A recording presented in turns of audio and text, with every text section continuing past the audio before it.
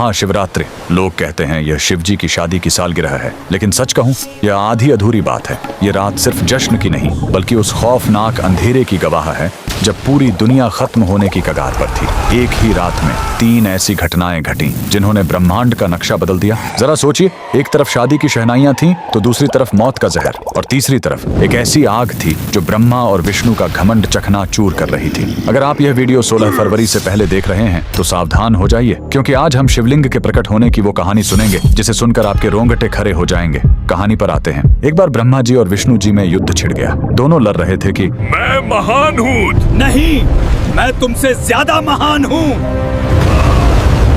उनका यह घमंड जब दुनिया का संतुलन बिगाड़ने लगा, तब अचानक उनके बीच एक विशाल अनंत अग्नि स्तंभ प्रकट हुआ। वह आग का एक ऐसा खंभा था जिसका न कोई शुरुआत था न अंत। उस स्तंभ से एक भारी आवाज आई, जो मेरे आखिरी सिरे को खोज लेगा वही महान होगा।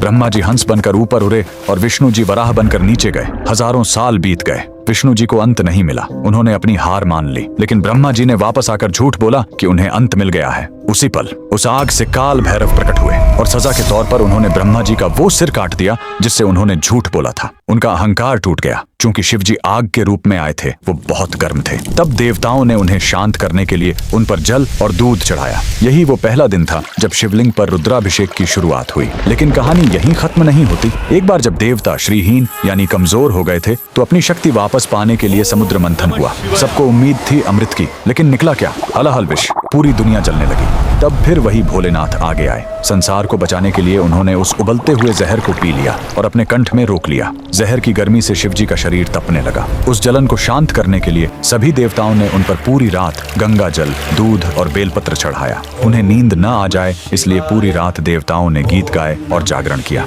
यही वजह है कि महाशिवरात्रि पर हम पूरी रात जागते हैं। लेकिन रुको, यह रात इतनी डरावनी भी नहीं है। इसी रात प्रेम की जीत भी हुई थी। जब माता सती ने अपने प्राण त्यागे थे तो शिव जी पूरी तरह टूट गए थे। वो वैरागी बन गए, दुनिया छोड़कर समाधि में चले गए। तब माता सती ने पार्वती के रूप में जन्म लिया। उन्होंने हजारों साल तक कठोर तपस्या की, सिर्फ अपने शिव को वापस पाने के लिए। आखिरकार भोलेनाथ पिघले। इसी महाशिवरात्रि की रात वो वैरागी फिर से दूल्हा बना और शिव शक्ति का मिलन हुआ। तो इस 16 फरवरी जब आप शिवलिंग पर लौटा भर जल चढ़ाएं, तो याद रखिएगा, आप उस आग को शांत कर रहे हैं और उस जहर के दर्द को कम कर रहे हैं। कमेंट में लिखें हर हर महादेव।